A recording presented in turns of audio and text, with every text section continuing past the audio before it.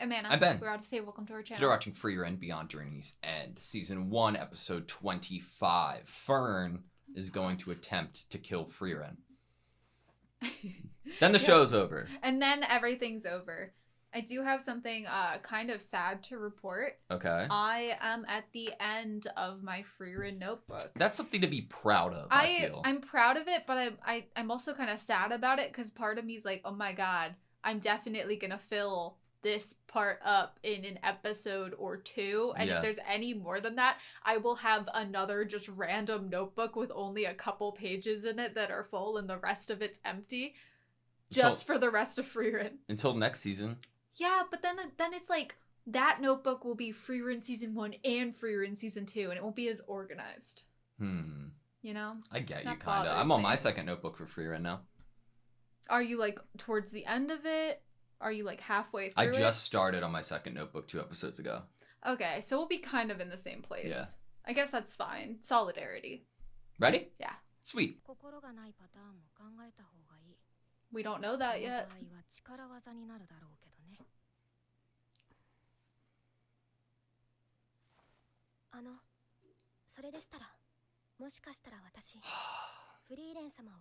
Roll the intro.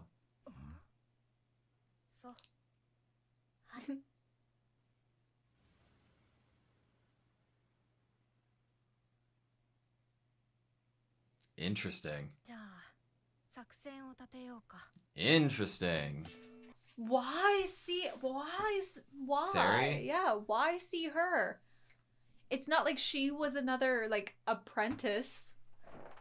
She was, Do you think Frieren kind of had the same type of vibe that... Oh, like she might have said the same thing about her. I mean, we saw the flashback from Flamme and... Oh, and she did say, like, this one has something that you and I don't have. When there is a season 2 for Frieren, it is gonna, like, when that news is announced, it's gonna be, like, the biggest celebration. Yeah. Cheers across the entire planet. I'm also going to love the OP for whatever it ends up being, just because it's going to be Frieren, and they pick crazy OPs. Fatal vulnerability. A fatal vulnerability of Frieren? Or of this mimic, this copy?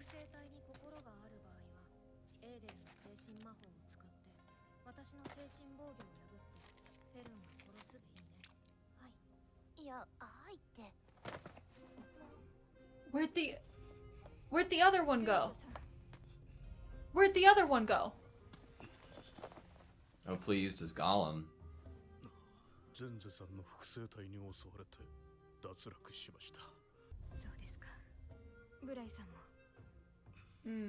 No. No.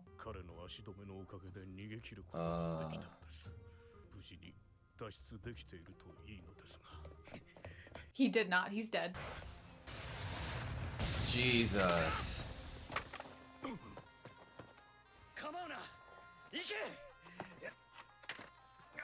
He probably felt like it was a fatal wound.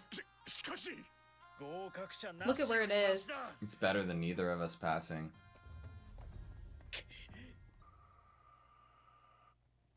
She'd be a cute girlfriend for Sign.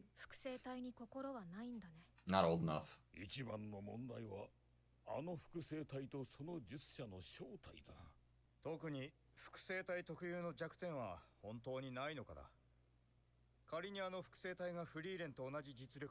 Yeah. Yeah.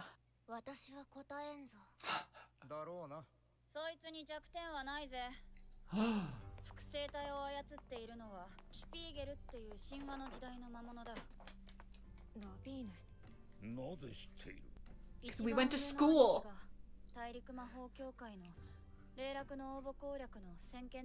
Damn.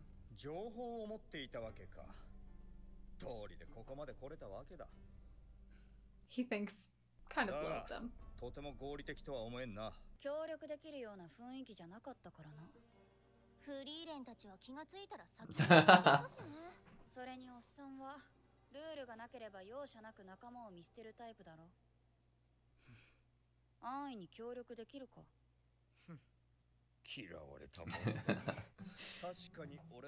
It's true that I'm old. No. Best girl ever. Wow. So we're really close.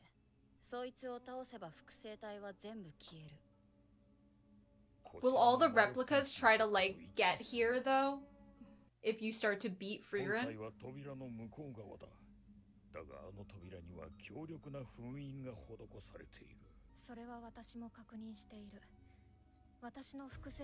Damn. Stop. At the risk of your life. What?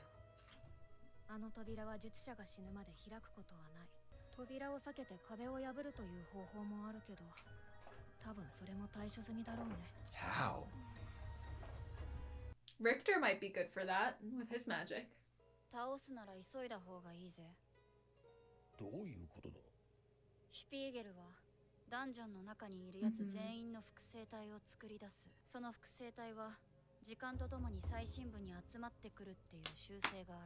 Stop.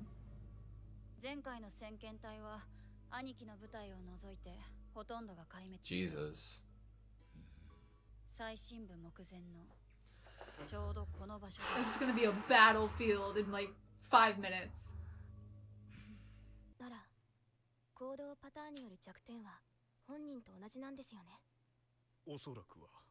We need to all discuss our weaknesses right now. Mimics.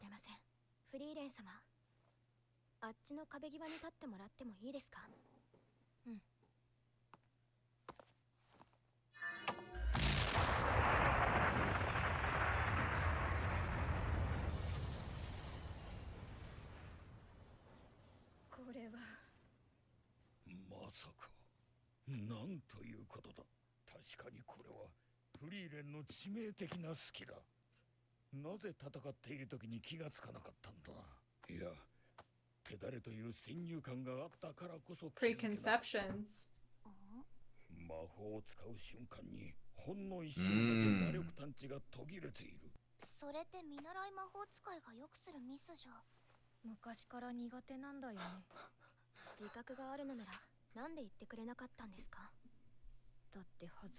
Oh, it was embarrassing. How much time do we really have to be discussing here? Get like a nice little montage with... Okay, it is that a nice makes little sense. montage. I was about to say, yay, Richter joined the circle.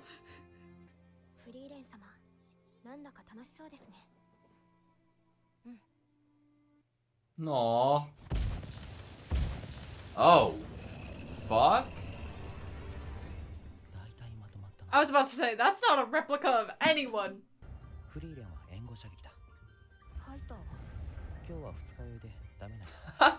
Today's an off day for him, it's fine.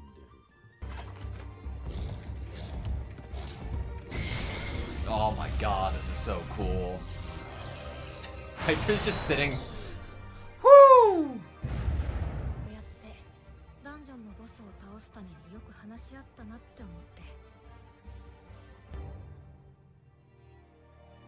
They're still arguing. They really are like sisters, huh? Oh, are we doing it?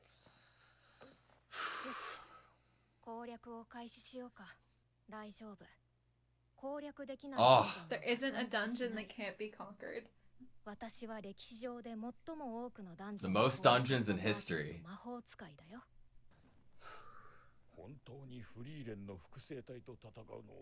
Oh? So are they gonna be fighting all the other replicas?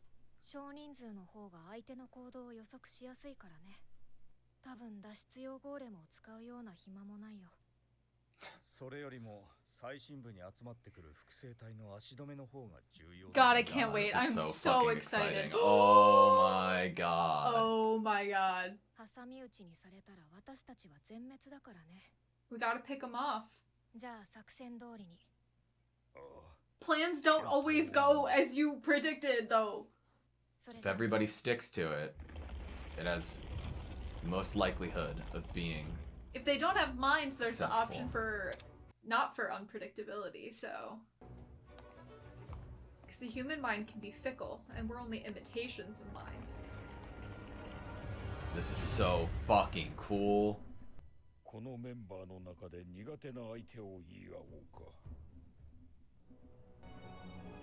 Oh my god. What is about to happen? Look at them hold. Oh my god. Mirrored. Oh my god. Whoa!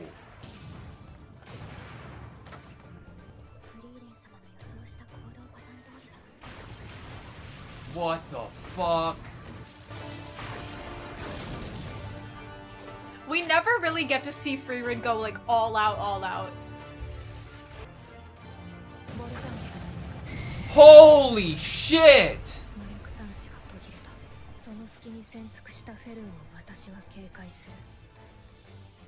Whoa my god!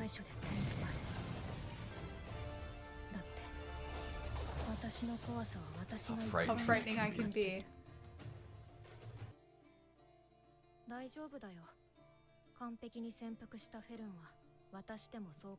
God, that's a throwback. God,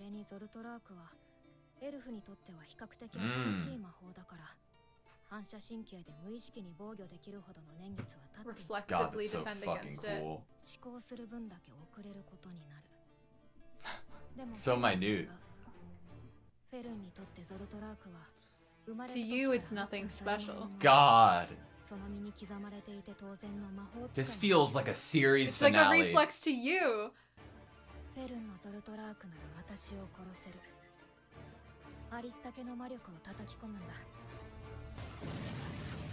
Do we end the episode off with Fern trying it? No, take me back, please. Frieren, お前は私のことが嫌いだろう。なぜ私の元に来た？正直、もう二度と会わないものだと思っていた。まるで報告書だな。何が書いてあったの？皇帝が国を挙げた魔法の研究に文化を下ろしたそうだ。人間の文化圏では、今まで魔法は魔族の技術であるとして、表だった研究は禁忌とされている。Wow. 働きかけたのはフランメで。She was like the birth of human magic. 魔法使いとやらの教育に携わっていた。私にそれを引き継いでほしいという内容だ。Wants me to take over for her. 魔法の研究の認可が下りただけでも快挙だというのに、それ以上を望むとは。それってすごいことなの？大陸最大の統一帝国が魔法の研究と軍事を始めるということだ。周辺諸国が黙っていない。わずか数十年で魔法は大陸中に普及する。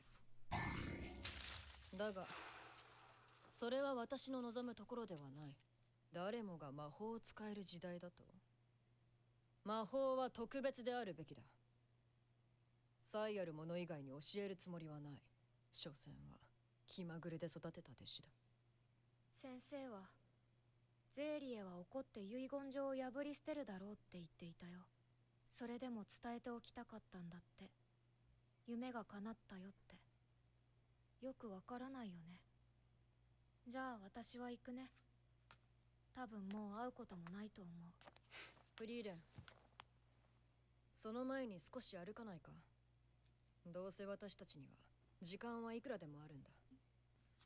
誰もが魔法を使える時代はフランメの夢だった。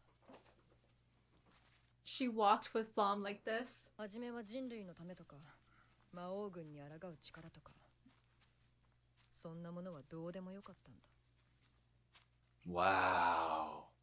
あの子のお気に入りの魔法を知っているか？ Flowers. 花畑を出す魔法。何の役にも立たない、くだらない魔法だ。まるで女の子みたいな可愛い夢だ。でも、実際にそうだったんだよ。これはあの子が、私よりもずっと背の小さな小娘だった頃に語った夢物語だ。あの子は私にとっては、無にも等しいような短い人生で人類の魔法の開祖にまで上り詰めた。parallels? Like, what could Fern be? 人生には重大な決断をしなければならない時がいくつもあるが、あの子たちはそれを先送りにはできないんだ。 Can't afford to delay them. フリーレン、人間がおよそ文明と呼べるものを築き上げてから長い年月が経った。これから先は時代が加速するぞ。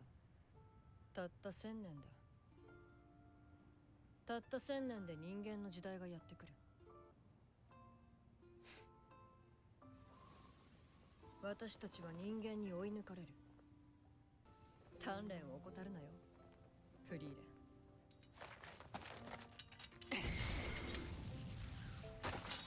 お前を殺す者がいるとすれば、それは魔王か。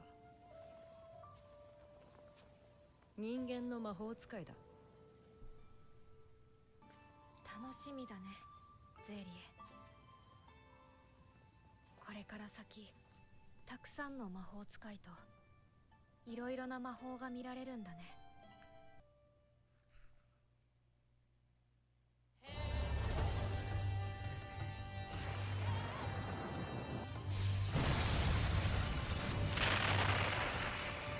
Being defeated by a human mage.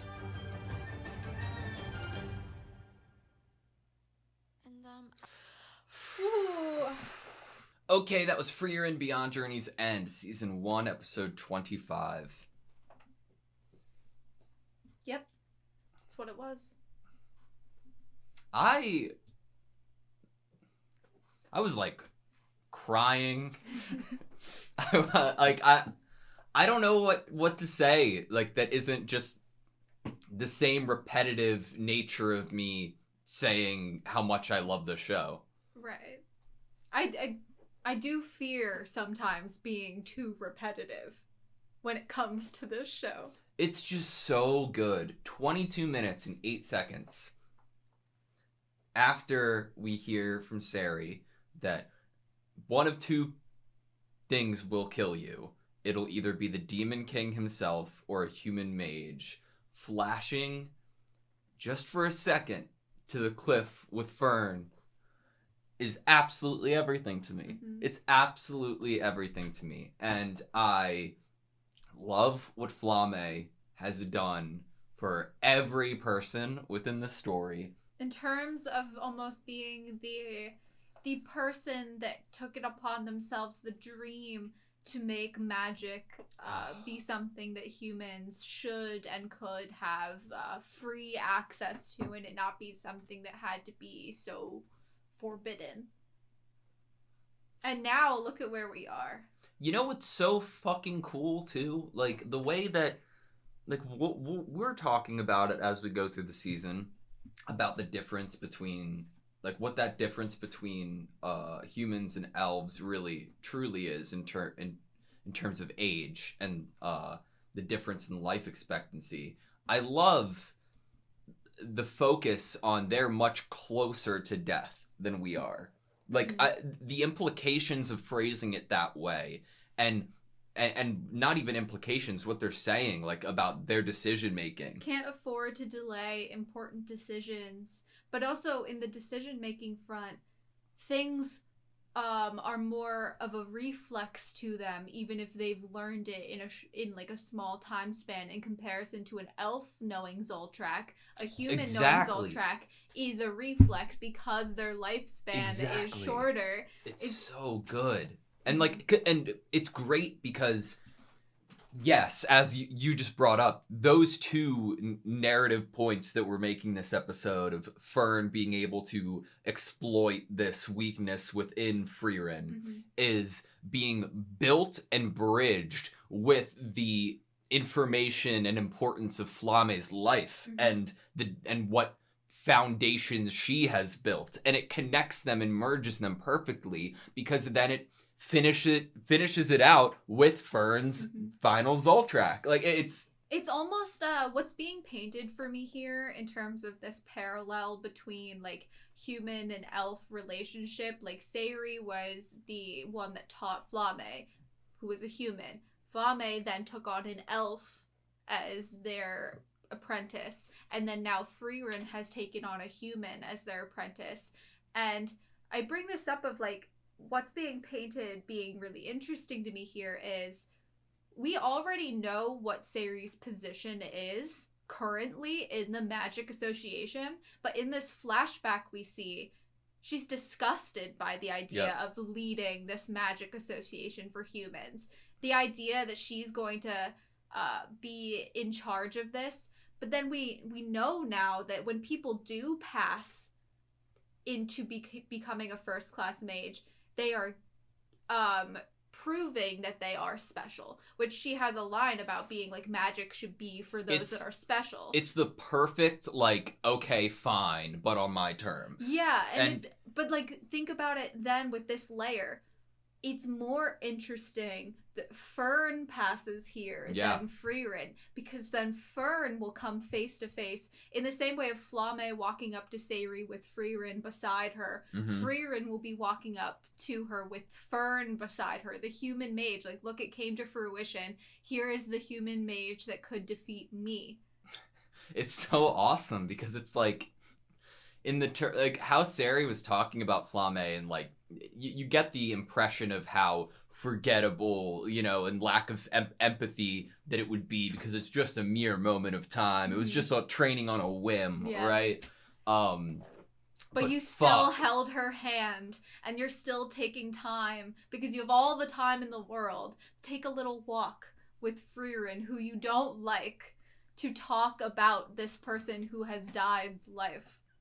And like what that result did breed and will breed from Fern is absolutely magnificent. Like it's Fern, like this. I feel like this show is Fern beyond Journey's End. Kind of, you know, like it's really about kind of passing on like torches in terms of like the beauty that you can find in the world, love, life lessons, how to truly enjoy being alive for however long you have on this earth. It's like just being able to pass that down so that each new generation can have better. Like, that's what Flamme wanted, was the future of magic for everyone. She wanted everyone to be able to create fields of flowers.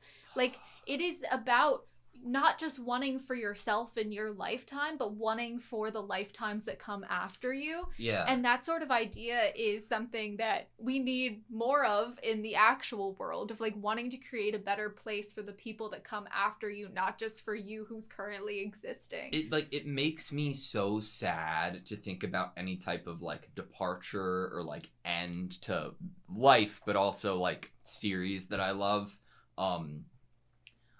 But I want to see Frieren and Fern go down two different paths so that Fern can do amazing things with her life, so that when they meet back up, Fern can tell Frieren about everything she's done and how she's changed the world. Like, right, we know what Fern's goal is currently. Like, I feel like the goals got less big. Like, Sayri kind of, her goal was to amass every single spell that existed and have the infinite knowledge of magic in this world. Flamme's goal was to bring magic to the masses, to the humans. Like, let's get on par with this thing that we all thought were just for demons and other magical creatures, but now the humans are going to be able to utilize it for themselves and create beauty in this world, but also for military use. Yeah. And then we have Frieren, who's just kind of like, has like taken what Flamme wanted of like all the spells and everyone can use them, to just be like, I just want to travel and collect all the cool spells and watch everyone grow. Yeah. And then Fern's like, I just want to see you grow and the happiness on your face. Yeah. In this journey together. And it's like everything is inspired by the other, but it almost is getting more and more like personal and simple and like one-on-one. Man, I love the flashback we got, because like prompted by Fern noticing Frieren's expression and how happy and how much fun she was having. I loved getting to see Himmel in action. We got a map This is like the biggest. This is like the biggest map we've gotten. We've definitely seen multiple maps and different viewpoints of it. But the context that this puts it in is the idea of military use. But it's also like such a bird's eye view of the continent, and it's so fascinating, man. Like we have this idea of like other like as far as we've seen with fights, it's been like demons versus humans, but when this is introduced, it does kind of open this idea of like different groups of humans in military use, possibly against each other. Like once one group of people ends up, you know, utilizing this, the others are gonna follow very soon. Yeah. But sorry, just to go back to what I was saying, just because I feel like it's full circle once I started painting the picture of like the going from very big scale of like including everyone to much more simple and like interpersonal relationship of like Fern, her desire and goals. It really is like a circle with like Sayuri and Fern next to each other.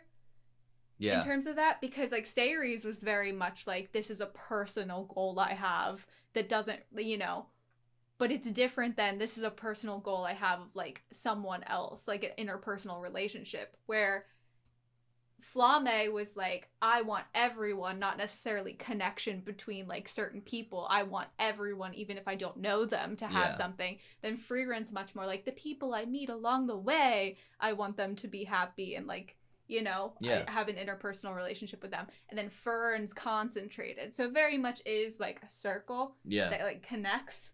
I agree with that. Okay, I can leave that be now because I feel like I got it all out. I wonder what Fern's like conversation inevitably I guess with Sari would be. I wonder what Fern would ask for, if anything. You know? Like at the moment, we just have this idea that Fern wants for continuation of being able to live with Frieren and adventure with her, you know? Yeah. And what sort of spell would she pick or ask for? Would she ask for nothing? Because we know that Frieren probably wouldn't, like, I don't know, Frieren might not ask for anything, because Frieren likes just, like, the adventure bringing to her new spells. Not someone just, like, I don't know how she gets grimoires as rewards, so I guess this would be like the same thing as getting a grimoire as a reward. I don't know. I don't think it would, but I can imagine that Sari will be like, you didn't have to do all this, you know? Like, you could have just come and talked to me and I'd let you pass, and Fern would be like, the fuck, Frieren, you know?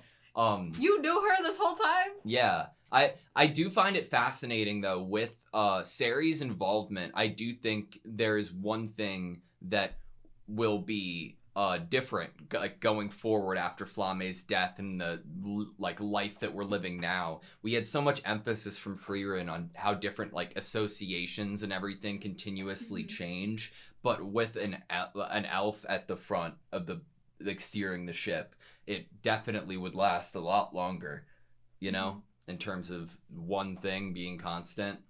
There's definitely being constant. Some amount of hands-offedness. If we do have this idea of the magic associations always changing, that means that Sayuri is kind of letting the humans do whatever they want with their inner political stuff. And it's just like, as long as I can sit on my throne with all my books and you only visit me every once in a while and bother me every once in a while, I'm fine with being the head of the magic association. I think that the fight sequence this episode was one of my favorite we've had in Frieren. It wasn't that long, but it was really fucking cool. Like, it started off from both of their points of views, both Frieren's, and it's like they're tracking the shield, the defense that each other are putting up, and it feels like such a video game, you know? Yeah. I love the tracking shot we get of Fern running and dodging all the debris.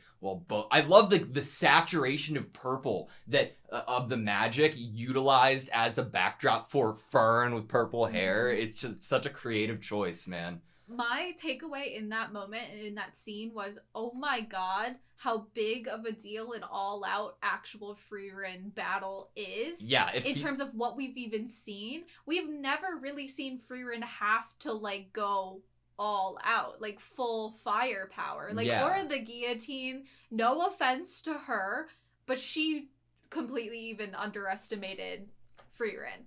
No battle we've seen of Frieren has she, like, really had to be on, like, death's door almost in terms of fighting back. Yeah, it goes from, like, the scale goes from, like, in different, like, universes or Dragon Ball, right? You get different scales, like, oh, are you a planetary, like, risk, or are you, like, a galactic risk? Like, Yeah. it feels She's a like... galactic risk. Yeah, for real. Like, it really does a good job at, like, selling that over. And so, like, when Fern is running, Fern then is toppled up in the air because the battlefield is just becoming just rocks flying everywhere and purple lightning. Yeah. I love Danger Zone. the copy of it's so constant, the tracking with the eye, like, just to make sure, just to get across and convey the accuracy element of it. I love the shadow work they do on Frieren from Clay Frieren's shot. Look at this. It's so amazing. Look at how, oh my god. I wonder how... Okay, so let's break this down, right?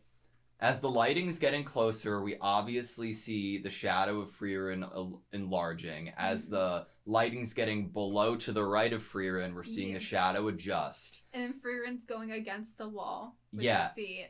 And then, but then it's like a secondary light source makes it so the top half of the shadow's cut off. Interesting. This feels like it's like movie level animation, man. It's honestly beautiful. I think that one of my favorite things in, like, anime animation is how they do magic. For a lot of shows that have magic in them, the creativity that comes alive, and, like, obviously in this episode, Frieren's using, like, a shit ton of amazing spells that are gonna have color and crazy things happening and the terrain changing. Look at this. Melting. You're like, it's molten. You're molten. watching it like being pulled apart Balls like of fucking bell. cheese, bro. Holy shit. It's so cool. I love how, like, this speaks to more, like, of what I like in crazy fucking editing and color theory is, like, drastic blacks. Like, you are completely changing everything visually by turning the blacks on every red, on every orange, up to 1,000, and it's just like, it's so dark, and I love it. It's so cool, man. It almost looks like it's inverted in some sequences. I love them walking towards each other. Everything's mirrored, but it makes perfect fucking sense. And what it also does is, while you're watching this, because it's so quick paced too, and there are moments that, because of the stark contrast that's being created, there are moments where you can't tell if it's the Frieren double that's this brown mud looking thing or the real Frieren. Yeah. Because of the saturation that is happening and how dark and contrasted everything is, that when there's a super shadowed shot, it could totally be Frieren in the shadow, but it also could be this copy. Like, how the hell do you even start to do something like this? Like, frame by frame. Some people are just way more creative than me. Like, look at, like, okay, impact frame here, right? It changes everything in terms of lighting. You see the red, like, and the spinning of the staff affecting like, it as well. So the color goes with the red impact, right? Like, as she knocks it out and it falls behind her, then the blue lighting's getting shown on this copy of Frieren. It is so fascinating. I do man. love a good purple blue with a red, though. That combination I love. And also purple and red is Frieren and Fern's colors, you know, in terms of their staffs. Yeah. I love how fucking quick this copy of Frieren is. After all, no one knows better than I do how frightening I can be. Oh my god. I was worried when we came back from the action and we're getting, like, the concept of a plan, which transitioned into the whole Sari, like, backstory, but it meant everything to me, and it made the substance of the fight much more substantial. If this was any other anime, there are certain lines that would have given me a lot of anxiety. More so than I've already had. Because obviously we have seen grave injuries be done. There is a character that probably did die in this episode off screen. Rest in peace. I don't think he's dead. I think he probably died. I think the reason that he had the other guy go ahead is that where he was stabbed, he realized was probably a grave injury and thought, I could delay this and distract it and hopefully use my golem in time, but if not, that guy still lives and it's not going to chase after him right away and he might have time to get to other people. Got you. So that was my thinking in that moment. But the idea of like, oh, I hope everything goes as planned, that being introduced before Frieren and Frieren open the doors, of course there's going to be an initial viewer anxiety, like, oh, you're saying the thing out loud. Yeah. That we're all scared about.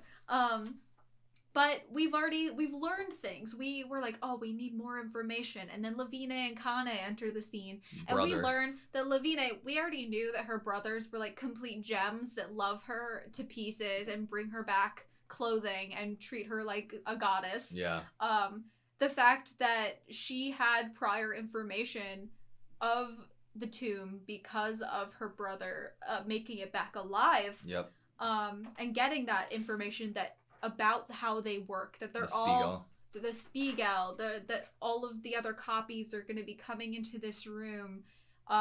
We have the other guy entering in that was fighting with Edel, where we learn that they don't have actual minds.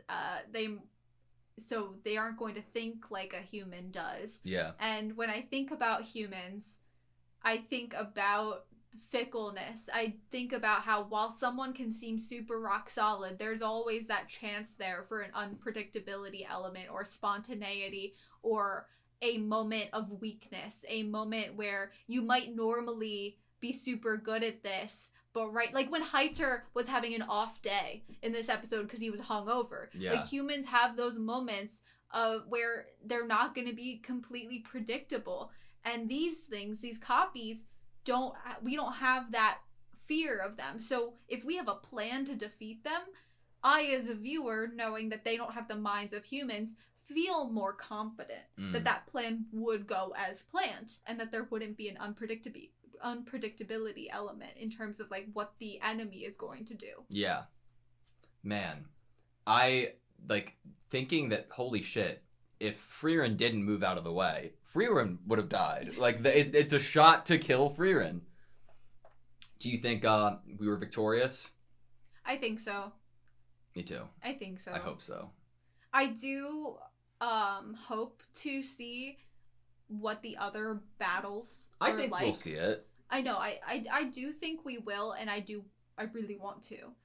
We were already kind of debating plans and like, oh, what matchups are we going to do? And obviously we didn't get to see the discussion of it, but I do hope that we get to see some of the fights. Like we saw the copy of Lavine and Kane walking up, and then the one girl that I said, oh my god, do we know her name? We might. She did the healing magic. Yeah, I think Methode. Her copy was walking up. I really do want to see those fights, even if it's not as like big and blowout and entertaining as Frieren's was. I don't need everything to be as good as Frieren. Yeah. Like as good as her fight with herself. I still would like, because I care about the characters. I also am intrigued and interested in their magic in the same way that Frieren says to Seri on the cliff, like, I want to meet more mages. Yeah. I want to see their magic. Like that's what I want as a viewer is like, cool, it might not be as cool or epic as a fight if Frieren versus Frieren. I'm okay with that. Yeah. It's the nature of the fact, it's all the magic is different. So it makes for itself to have a unique fight regardless of what the matchups are. Right. Yeah.